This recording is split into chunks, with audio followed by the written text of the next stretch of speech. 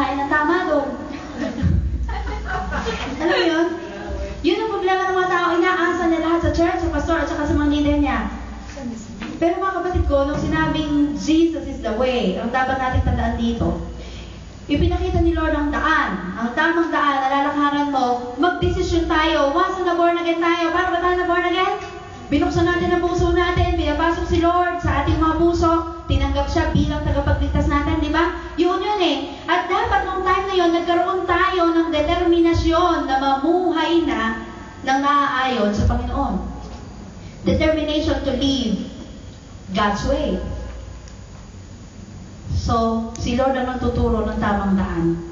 Kaya hindi natin pwedeng isisi sa ibang tao kung bakit tayo napapahamak ngayon. May mga taong laging naninisi, ayaw i-take ang responsibility sa kanyang sarili, di ba? Hindi natin dapat ibigay ang responsibilidad sa ibang tao sa kung ano tayo ngayon. Hindi naman tayo abnormal eh. May abnormal ba dito? Hindi kayo makakapunta rito kasi may medical eh. Malibang. Uminom pa ng gatas. Uminom ka ng gatas. Hindi naman tayo makakongalize, di ba?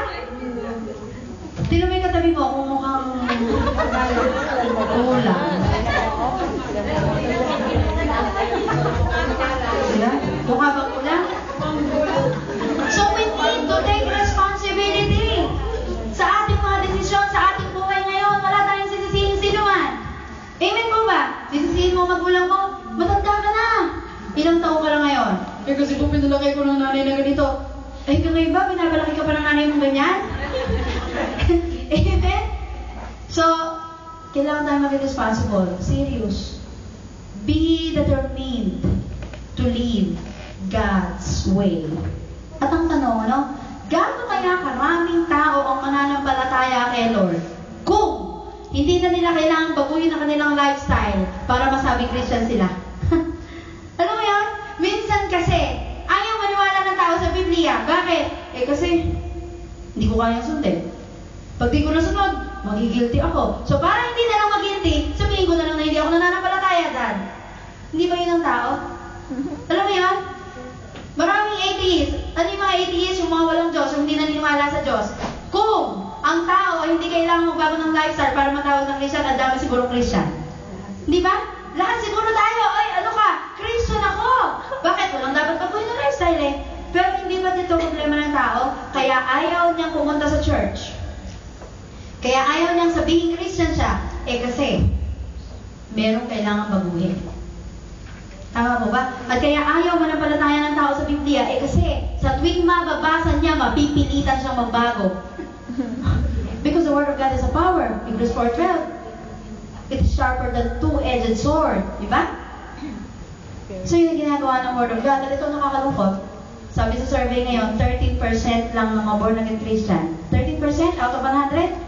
Ang naniniwala na ang Biblia ay katotohanan. Imagine, dapat kasama ka na doon. Sa percentage na yun. Amen? Yun nga, kaya ayaw maniwala ng tao sa Biblia. Eh, kasi, pag nakita niya, huwag kayo nangangalo niya. Do not love the world. Huh? Do not be unequally with unbelievers. Huh? Keep your tithes into the storehouse.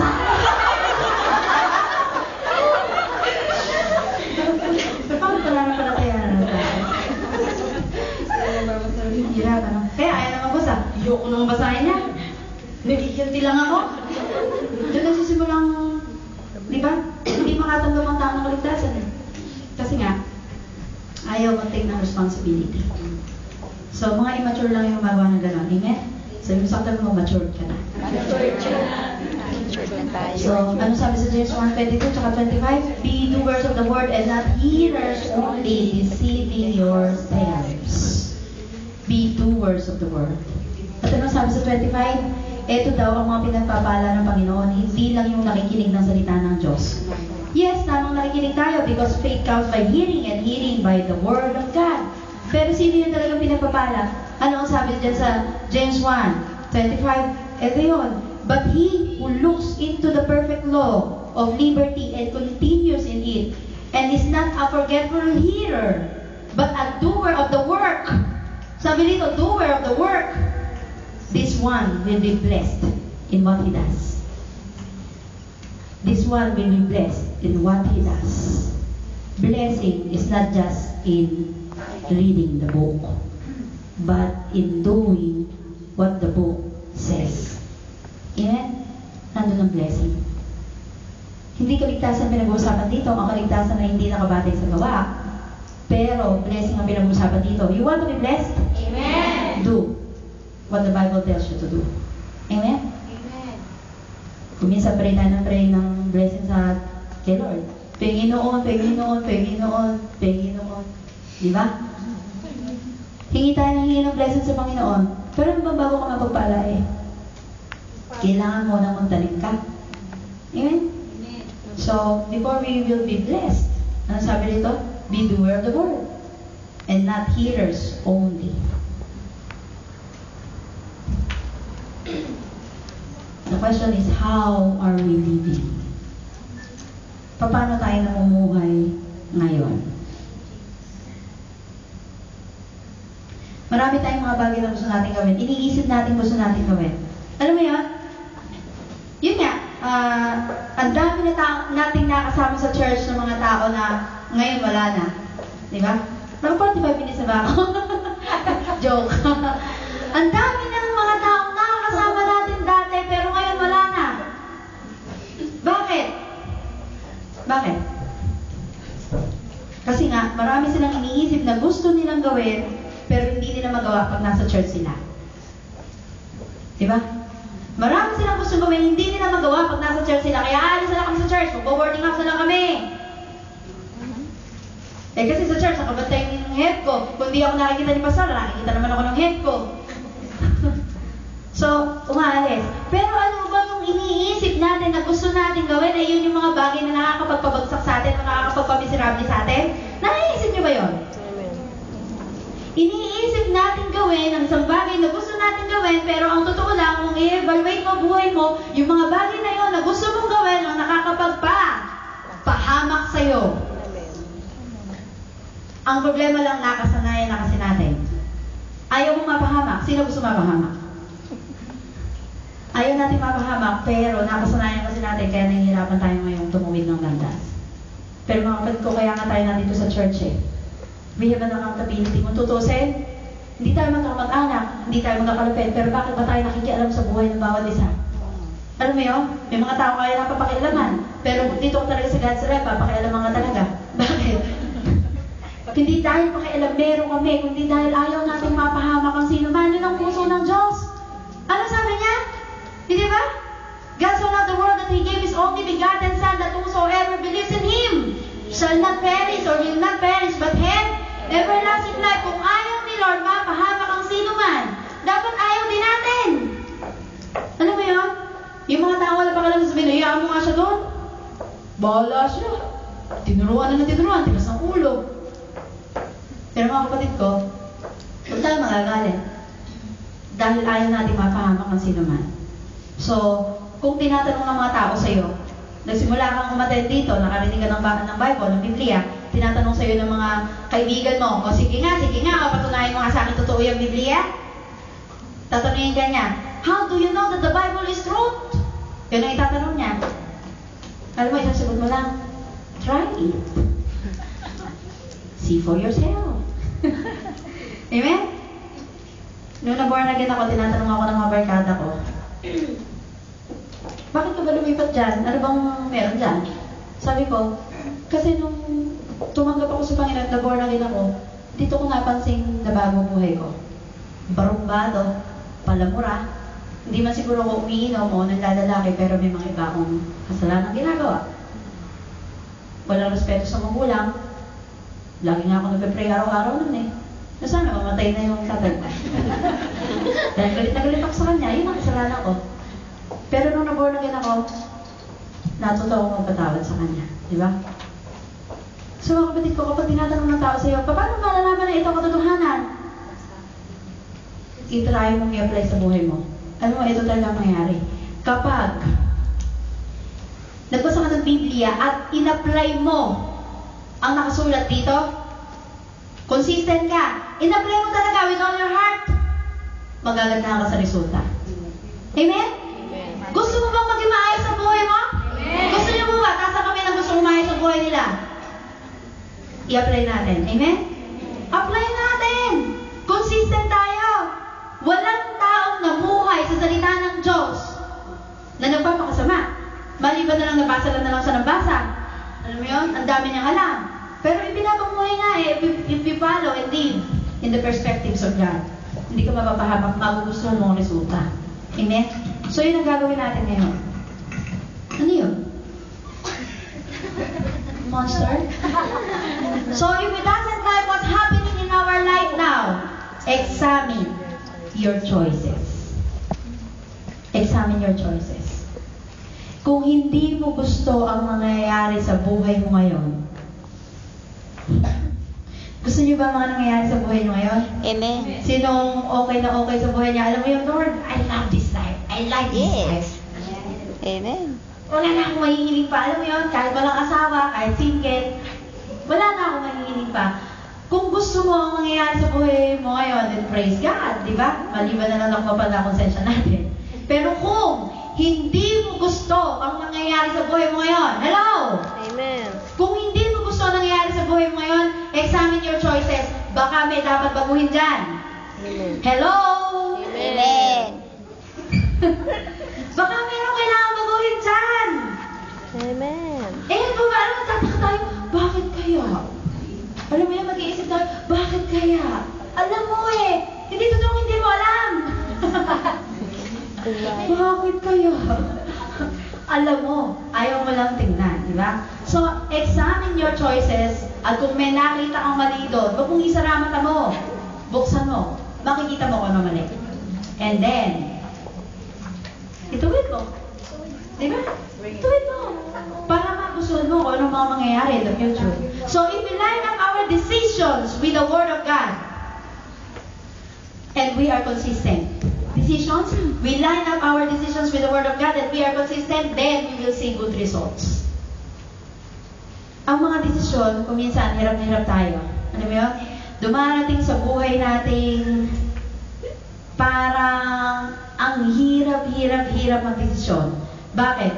Kasi merong nasasagasaan, di ba? Emotions, feelings, comfort. Amen? Pero, we must line up our decisions with the Word of God. Magiging maayos ang ating buhay. Magiging maayos ang ating lalakaran. Mananalangin tayo ng kalooban ng Diyos, pero pag pinakita niya, ayaw naman natin sundin. Amen? Ako, nagpipray ako ng will of God. Gusto na ako makapag-asawa. Eh, kaya lang. We need to line up our decisions with the Word of God for us to see good results. Word of God and will of God. And then, nag-decision tayo. Line up. Diba? Idaloy natin sa kalooban ng Diyos. Yes, it hurts. It hurts. But you will see the good results. Amen. Later on. Amen. Later on. Amen? Sabi mo sa akin mo, later on. Ang hiling kasi natin ngayon na. Later on. Ang Panginoon, mahilig sa later on. Hindi siya na-relate. Yes, hindi siya na-relate. Pero kung tinatest niya muna ang obedience mo, later on. Amen? Kahit ang pagtutuwid, di ba sinasabi sa Hebrews, walang pagpapalo na masarap ngayon. But later on, malalaman mo ang sarap kung bakit ka pinalo ng Panginoon, bakit ka nalulungkot ngayon, ba't ka umiiyak ngayon. Later on, makikita mo, kaya pala. Di ba yun ang masasabi mo? O, tsaka ka magpapasalamat ngayon, buti na lang. Sumunod ako. O, di ba? So, you will see good results if you line up your decisions with the Word of God. So, ano yung una ko kaninang sinabi? In living God's way, sunod-sunod po yan. We need to have standards. Diba? We need to have standards, we need to set our priorities, we need to have lines and boundaries. And number 4 is we need to feed our spirit.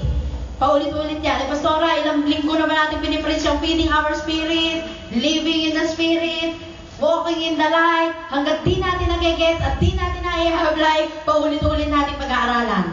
Amen? Naalala ko yung pastor, inibitahan sa isang church. At the first time, ang galing! Give your tithes into the storehouse! Di ba? Yun ang lagi niya pinipreach. Tapos, bless na mga tao. Nung ikalawang linggo na naman, siya na naman ang pinapreach. Yun na naman ang preaching niya. Tapos sabi ng mga tao, siguro yun ang kalooban ng Panginoon na gusto ng Panginoon na sabihin niya. Kaya, ay yung ikatlo na, talaga naman, umay na mga tao. Wala na yata alam yung preach ng pastor na to, kundi tayo na offerings eh. Kinausap na ng elders. Pastor, ikaw ba talaga nag-aaral? Bakit tithes and offerings ang lagi itinuturo mo? Hanggat hindi natutunan ng mga taong mag-tithes and offerings. Aral po! Yan ang ituturo ko. Maimbitahan nga yun, di ba? Kaya wala sa God sa life doon. So, we need to feed our spirit. Ano yung sabihin? Kung ang laman natin, pinapakain natin, we need to feed our spirit. Pakainin natin ang spirit ng ano? Word of God. Fellowship with God. Sapagkat, tayo mga tao, gusto natin kumain ng mabuti. Wala namang gusto kumain ng masama eh, di ba? Gusto natin kumain, di natin magawa. Di ba? Gusto natin kumain ng mabuti. Pero alam niyo bang, if we do not feed our spirit, yung mabuting gusto natin gawin, hindi natin magagawa because we are weak spiritually. But if we always feed our spirit, we can say no sa mga dapat nating sabihan ng no. At yes sa mga dapat sabihan ng yes. But if our spirit is weak, hindi natin kayang humindi. Maraming bagay sa mundong ito na dapat mong hindihan. Kami naliligaw sa'yo, yes, yes, yes. May mga bagay na dapat tayong hindihan. Sabihin mo sa katabi mo. Amen? May mga bagay na dapat hindihan. Gaya ng magbabakasyon ka sa Pilipinas. Hindi ba? Alam mo yun, yung mga nagbabakasyon sa Pilipinas, eto tanong mo eh. Dito ka na born again, first time mo uuwi. Di ba? Umiikot yan sa isip mo. Pag nagkwento mo kaya ang mga barkada ko about green jokes or malalaswang jokes, tatawa kaya ako. Di ba? Nag-inuman, paano yun? Humingi ng pera sa'yo, bibili ng alak. Di ba? Magbibigay ka ba? Alam mo yung mga question, di ba? Huwag ka na lang magbigay, pagkain na lang bilhin nyo. Ngayon, kung bumili sila at dala-dala doon, wala kang magawa, huwag ka uminom. We need to feed our spirit. Kapag mahina ang ating spirito, ang mangyayari, kung ano gagawin nila, gagawin din natin. We are weak to resist. Di ba? Pero ano sabi sa James? Submit to God, resist the devil, and he will flee from you. Maraming ginagamit ang diablo para tayo i-tempt. But if you are strong, kahit ano pa yan, hindi ka matitempt. Amen? Sabi mo sa tabi mo, be strong. Be strong. Pakatatag tayo. Pangantawanan na natin ang ating pagiging Kristiyano. So because God says He is the way, He is the truth, and He is the life. Ano ang prayer ni King David? Ano mo bang ito ang napakahalagang prayer natin? Merong isang bagay na gusto kong pagdesisyonan, talagang hirap na hirap ako magdesisyon. Ano mo ang lagi ko ng prayer sa Panginoon? Lord, please show me your way. Ayoko maligaw, ayoko magkamali. Ito ang pinaka nakakatakot na mangyari. Sa akin na ang pinaka nakakatakot sa akin, yung mamali ako sa pagdedesisyon. Kasi naniniwala akong na kay Lord, sa pinaka-perfectong kalooban niya ang safety ng buhay na ito. Amen. So kung tayo ay magpe-pray lagi, ang lagi natin maging prayer sa Panginoon na ito. Anong sabi dyan? Ang prayer ni King David. Chapter 25 ng Psalms, verse 4 to 5. Show me your ways, O Lord. Show me your ways, O Lord. Teach me your paths. Lead me in your truth and teach me. Paulit-ulit, di ba? For you are the God of my salvation. On you I wait all the day long.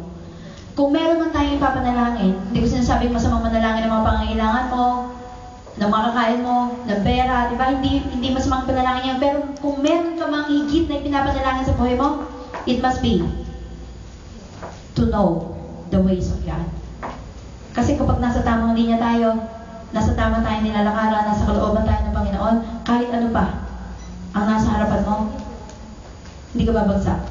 Kasi alam mo kasama mo si Lord Amen? Amen. So know the ways of God. Yan ang maging prayer natin